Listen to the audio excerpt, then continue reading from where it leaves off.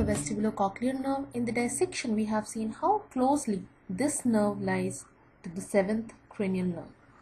If you see in the canal, this is the vestibulocochlear nerve and this is your facial nerve, and in between you have this intervening sensory part of the facial nerve. This MCQ is very commonly asked about the relation of the facial nerve to the 8th nerve, and the answer to this is the facial nerve lies in the groove created by the vestibulocochlear nerve. After the optic and the olfactory nerve, vestibulocochlear nerve is the third purely sensory nerve that carries the sense of hearing and equilibrium. We have two tests that we do to determine the impairment of the vestibulocochlear nerve. One is the Rein's test. In Rein's test, what is done is a vibrating tuning fork is held near the ear that has to be tested. Now, if the patient is able to hear the sound, that means the middle ear and the 8th nerve both are functioning well. But if the patient is not able to hear the sound, there is a possibility that there is defect in any one of these.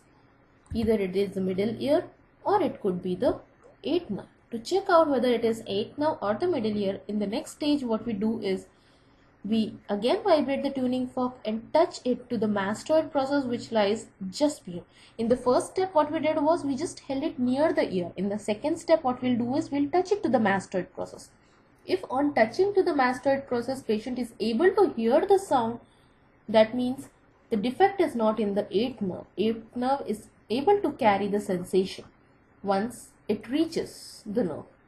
That means the defect is in the middle ear. But if the patient is not able to hear the sound even after touching the mastoid process, that means there is some defect in the 8th nerve which is not able to carry the sound even when it is transmitted from the ear or when it is transmitted through the mastoid process. So that is about the Rein's test. In Rein's test, what we find out is we find out the functioning of the middle ear and of the 8th nerve. Then we have one more test, the Weber's test. In Weber's test, what we do is we use the vibrating tuning fork and we touch it here on the forehead. And then we ask the patient which ear is he able to hear the sound. This is the test wherein we determine which side of the ear or which side of the nerve is affected. Cranial nerve, that is the glossopharyngeal nerve. The glossopharyngeal nerve is the mixed nerve that supplies the muscle, that is the stylopharyngeus. It directly supplies only one muscle, that is the stylopharyngeus. It also supplies superior and middle constrictor through pharyngeal plexus. This pharyngeal plexus, which it forms in association with vagus and the sympathetic plexus. So it does not directly supply the superior and middle constrictor. It supplies only one muscle directly, that is the stylopharyngeus muscle, which is the very commonly asked MCQ about the glossopharyngeal nerve. It is the same muscle this glossopharyngeal nerve winds around. Thus, it is the nerve associated with pharyngeal movement and elevation of larynx. It has parasympathetic connection to otic ganglion, the nerve that carries the parasympathetic fibers to otic ganglion. This ganglion is secretomotor to parotid gland. We have seen that before and we'll be seeing that again. Then glossopharyngeal nerve supplies the posterior 1/3 of the tongue. It also carries general sensation and the taste.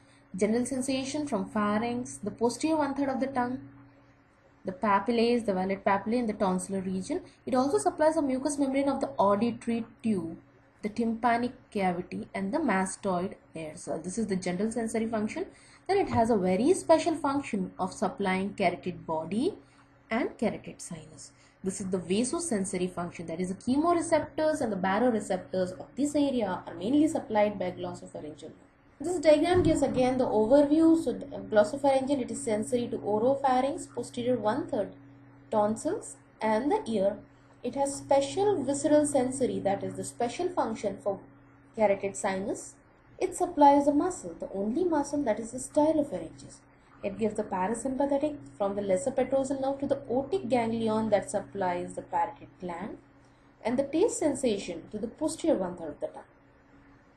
Parasympathetic via the otic ganglion to the parotid gland. Branchiomotor, branchio is to the muscle, only muscle, the stylopharyngeus. General sensory to the middle ear, tonsil, pharynx and tongue.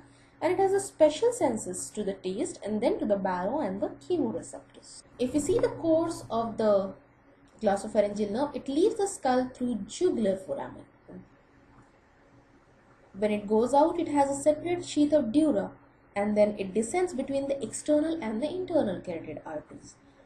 Once it goes there, it winds around the only muscle it supplies, that is the stylopharyngeus muscle, and then it reaches the pharynx where it forms the pharyngeal plexus along with the vagus nerve. After that, it enters the submandibular region by passing deep to the hypoglossal muscle. So it passes deep to hypoglossal muscle to enter the submandibular region. In this diagram, we will see this was our jugular foramen from where a ninth nerve passes. This is the diagram that shows how ninth nerve winds around the stylopharyngeus muscle. This is the stylopharyngeus muscle. Herein we can see how the ninth nerve goes deep to hypoglossal.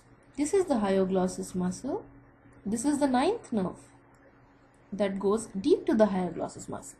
There is one more structure that goes deep to the hypoglossal muscle, that is the lingual artery. This is the lingual artery. While the two structures that go above the hypoglossal muscle are the lingual nerve here in blue color and the hypoglossal nerve.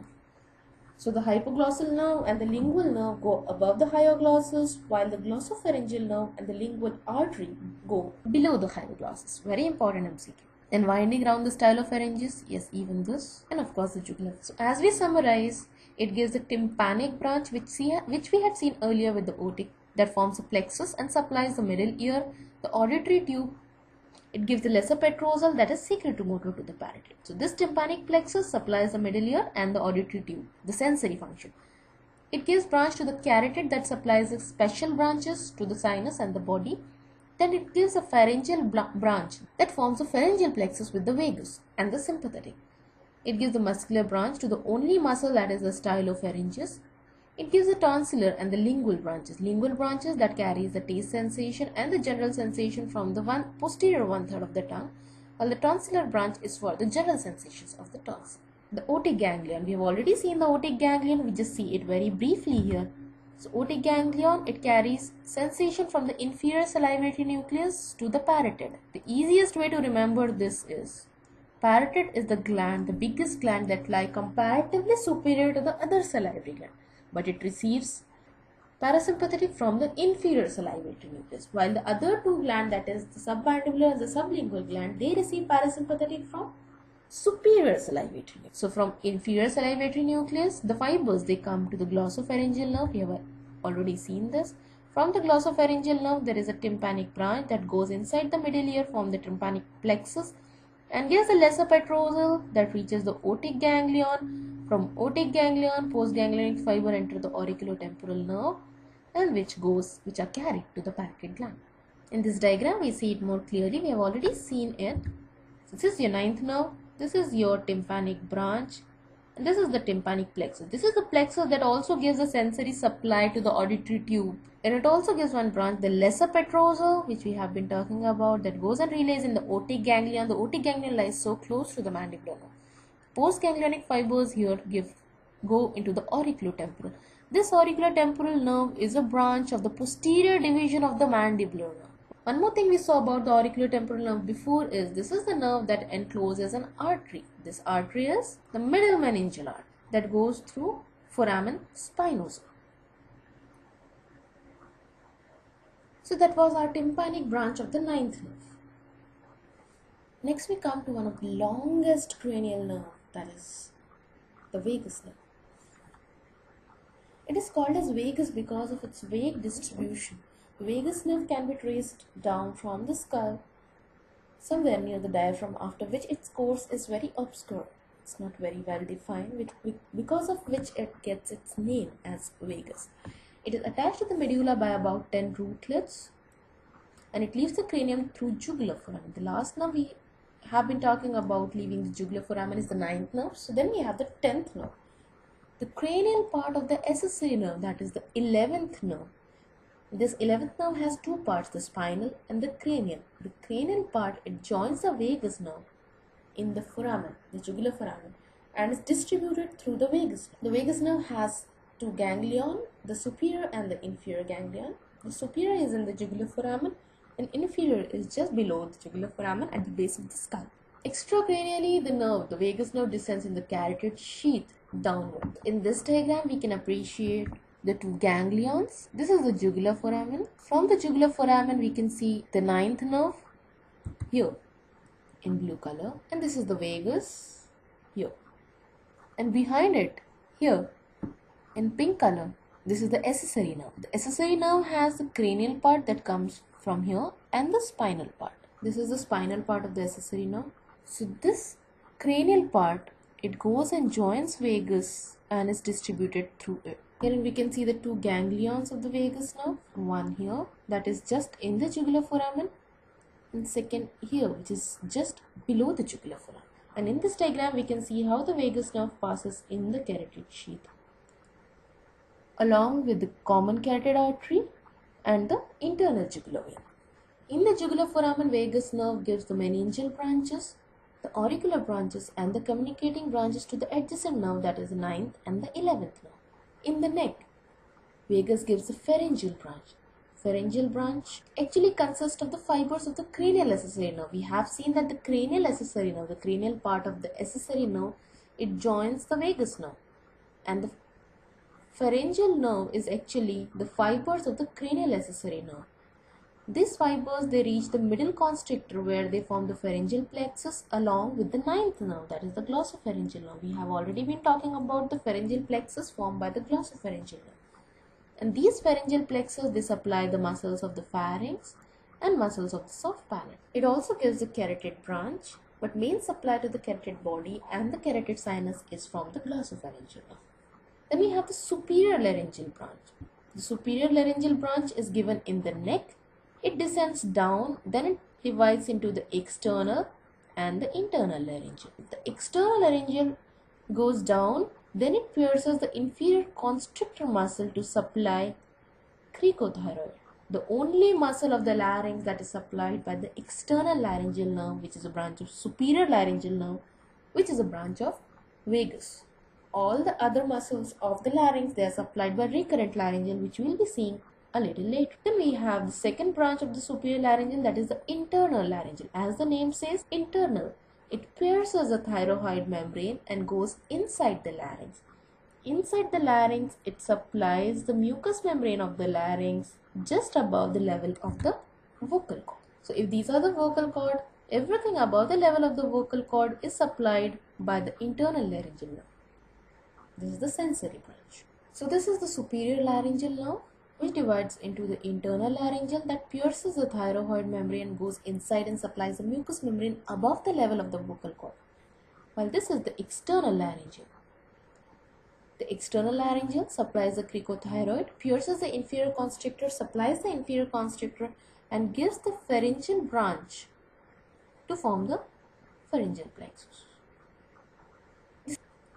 Then we have the right recurrent laryngeal nerve. We are talking about the branches which are given about in neck. So when we say the superior laryngeal nerve, we hadn't been talking about like right and left because both right and left superior laryngeal nerves are given in the neck. But when we talk about the recurrent laryngeal nerve, only the right recurrent laryngeal nerve is given in the neck because the left recurrent laryngeal nerve is given a little bit more below, that is in the thorax. So we'll be talking about the left recurrent laryngeal nerve in the thorax. In the neck here, we are talking about the right recurrent laryngeal nerve. It passes behind the subclavian artery and it is related to the inferior thyroid artery. This recurrent laryngeal nerve supplies all the intrinsic muscles of the larynx except cricothyroid, which we have already seen is supplied by the external laryngeal nerve. The external laryngeal nerve, which is a branch of the superior laryngeal nerve. And this recurrent laryngeal nerve is also sensory to the larynx below the vocal cord. We have seen that above the vocal cord we have the internal laryngeal nerve, the branch of superior laryngeal nerve. But below the vocal cord we have recurrent laryngeal nerve. Very common MCQs.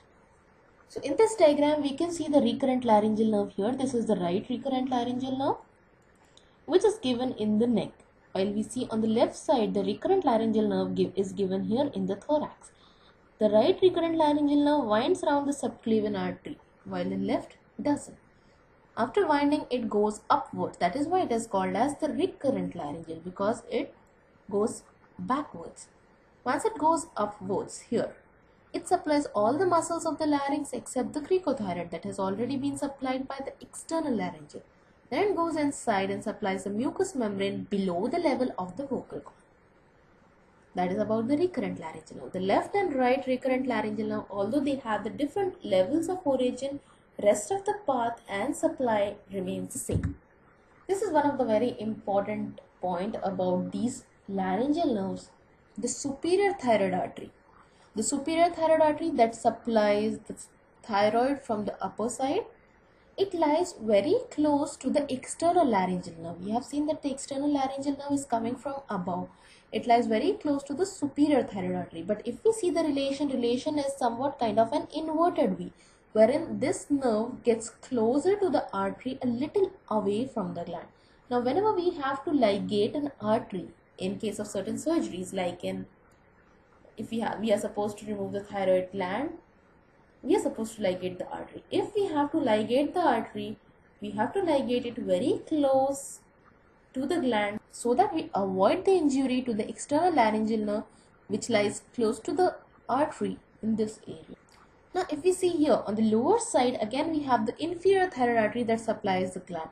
This inferior thyroid artery lies in relation with the recurrent laryngeal nerve that is coming from below. Our recurrent laryngeal nerve, it lies in association with the inferior thyroid artery. It lies very close to it near the gland, but as we go away from the gland, there is a distance.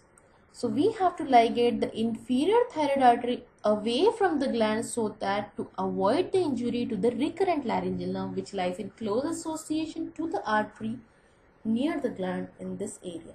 So the superior thyroid artery is ligated close to the gland to prevent the injury to the external laryngeal nerve, while the inferior thyroid artery is ligated away from the gland to prevent the injury to the recurrent laryngeal nerve. It's very easy to remember if you draw two inverted V's, one for the artery and one for the nerve. And then if you try to ligate, this inverted V will give you the association, then you can easily remember these facts about the ligation. So till now we had been talking about the branches of the vagus in the neck. Now when we talk about the branches in the thorax, as we had been discussing, the left and the right recurrent laryngeal nerve, they have different levels of origin. So the left recurrent laryngeal nerve originates in thorax. It does not originate in the neck. And it does not pass behind the subclavian artery. Rest of the path of this recurrent laryngeal nerve is same as the right recurrent laryngeal nerve which we have already seen. So just to revise, you have your superior laryngeal nerve that divides into the internal laryngeal that pierces the thyroid membrane, goes inside, supplies a mucous membrane above the level of the vocal cord. Then you have your external laryngeal nerve, that is a branch of superior laryngeal, that goes pierces the inferior constrictor, supplies the cricothyroid and the inferior constrictor muscle. Then you have the recurrent laryngeal, which on the right side arises in the neck, while on the left side arises in the thorax. On the right side it goes behind the subclavian artery, while on the left it doesn't.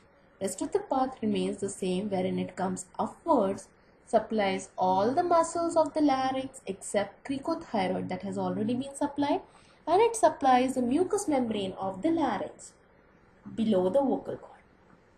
So this will actually give you the total nerve supply of the larynx and the path of the vagus as well. Till now we had seen 4 cranial nerves that carry the parasympathetic fibers. In third nerve, that carried the parasympathetic fibers to the eye for pupil constriction and accommodation, and the associated ganglion was the ciliary ganglion. So if you remember, the fibers were coming from the Edinger-Westphal nucleus. They came through the third nerve, they relayed into the ciliary ganglion, and from ciliary ganglion, the short ciliary nerve that entered the eyeball and supplied the pupil, the constrictor pupillae and the ciliary muscles.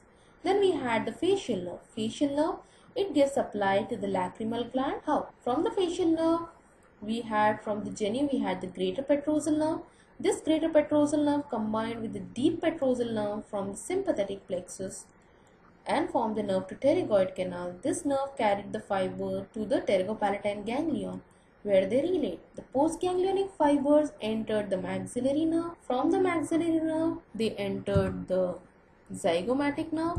From the zygomatic nerve, they joined the lacrimal nerve, which was a branch of ophthalmic, to supply the lacrimal gland. That was the facial nerve and its parasympathetic ganglion, the pterygopalatine ganglion, which was situated very close to the maxillary nerve.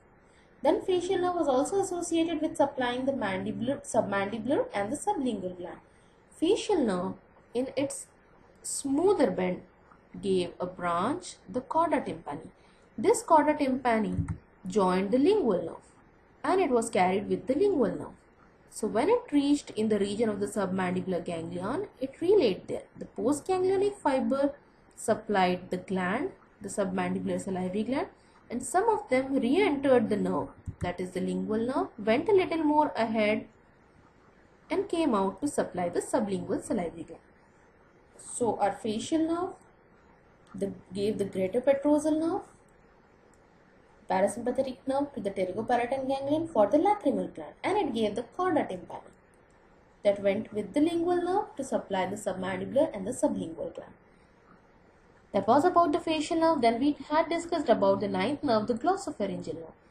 Glossopharyngeal nerve, it gave a tympanic branch that went into the middle ear to form the tympanic plexus. From the tympanic plexus, we had the lesser petrosal nerve. The lesser petrosal nerve went to the otic ganglion, where it relayed. This otic ganglion was very close to the mandibular nerve. From the posterior division of this mandibular nerve, we had the auriculotemporal nerve that went to the TMJ as well as to the parotid. These postganglionic fibers from the otic ganglion entered the auriculotemporal nerve and were carried to the parotid gland for supplying the parotid gland. That was about the ninth nerve and its parasympathetic supply. Then we had the vagus nerve. Vagus nerve gives its parasympathetic supply to the heart and the gut along the trunks up to the level of the transverse colon. So we had seen this is the cranial part. We have already seen that the parasympathetic supply originates from the cranial part and then it originates from down, from the sacral, the craniosacral. Rest of the lower body below the gut, that is the lower 1/3 of the gut and below the gut, the parasympathetic supply is taken care by this sacral region. That was a summary of the parasympathetic. Then we talk about the cranial nerve 11, that is the accessory nerve. We'll be talking just the gross point of it. The cranial nerve 11 has two parts, the cranial accessory nerve and the spinal accessory nerve. The cranial accessory nerve, as we already discussed, it joins vagus and is distributed through vagus. All the fibers of the cranial accessory nerve, they were distributed through vagus by forming the pharyngeal nerve that formed the pharyngeal plexus. The cranial roots, they go and join the vagus and are distributed through vagus, while the spinal root, it gives branches to the sternocleidomastoid and the trapeze. Then we come to the last cranial nerve, that is the cranial nerve 12, the hypoglossal nerve. The hypoglossal nerve is a motor nerve that supplies all the muscles of the tongue except palatoglossus. If you remember, palatoglossus is considered in the muscles of the palate that is supplied by the pharyngeal plexus. So one more important point about the hypoglossal nerve, which we had been discussing with the ninth nerve as well, that hypoglossal nerve goes above the hyoglossus muscle. What are the structure other than the hypoglossal that go above the muscle? We have the lingual nerve and the submandibular ganglion here. And the structure that go behind the hyoglossus is the ninth nerve that goes behind here. And the lingual artery that goes behind here. There's a very beautiful diagram in Cunningham's that will make you remember these relations very well.